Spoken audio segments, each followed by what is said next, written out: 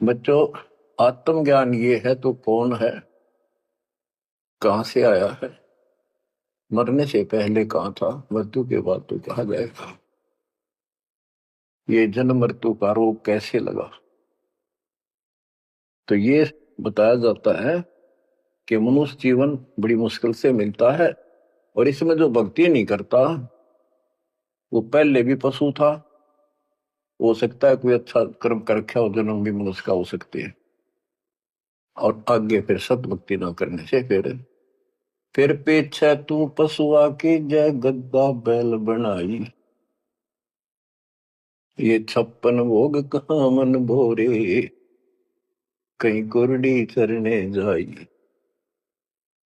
आज मनुष्य सत भक्ति नहीं करी तो अगले जन्म में कुत्ता गधा सुअर गारंटीड है, नरक भोगेगा वो न्यारा। कोई शुभ कर्म किए स्वर्ग में चलेगी, वहां पुण्य खत्म किए होटल की तरह, पूंजी खत्म होते ही नीचे पटक गया। ये प्रोसेस असंख्य जन्मों से आपके साथ हो रहा है।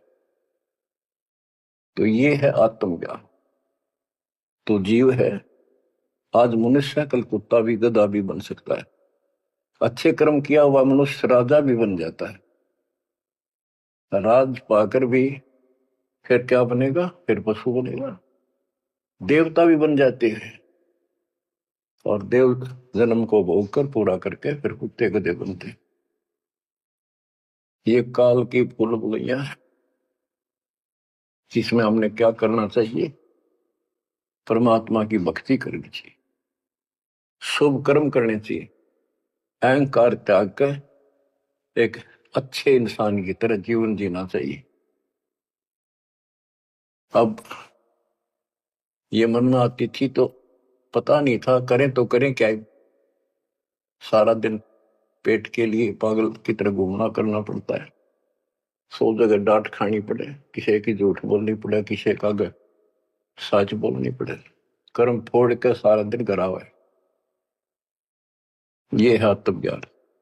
अब इसका विकल्प क्या है, सभी संत बताते हैं भक्ति करो, परमात्मा की भक्ति करो। वो परमात्मा कौन है, बात यहां बिगड़ रही है बच्चों। परमात्मा की तड़प होती है पाने की आत्मा को पिछले संस्कार से। तो ये समझ नहीं आती कि भगवान कौन है, कैसा है। यहां समस्या अड़ रही थी, बात यहां बिगड़ रही थी।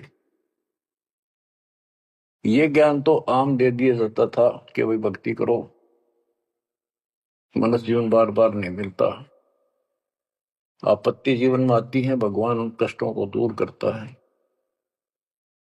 परमात्मा कुछ भी कर सकता है, राजा को रंक बना दे, अंधे को आंख दे सकता है, निर्धन को धनी बना सकता है। अब वो परमात्मा कौन है, सभी कोई ना कोई, जैसे हिंदू खासकर विष्णु जी को, कृष्ण जी को, उनके अवतार रामचंद्र जी को और शंकर भगवान जी को पूजते हैं, देवी देवताओं को पूजते हैं, ब्रह्मा को नहीं पूजते। ब्रह्मा को दुर्गा ने श्राप दे रखा है, तेरी जगत में पूजा नहीं होगी, इसने झूठ बोल दिया था। तो कहने का भाव ये है कि सब परमात्मा को निराकार बताते हैं और पूजा साकार रूप में किसी न किसी की देव की करते हैं। तो यह पूजा भगवान की तो नहीं हो सकती जब तुम किसी अन्य को पूज रहे हो और उसको निराकार बताते रहे। तो बच्चों ये ज्ञान नहीं था, अज्ञान था, इसका कोई सिर पैर नहीं था। 600 साल पहले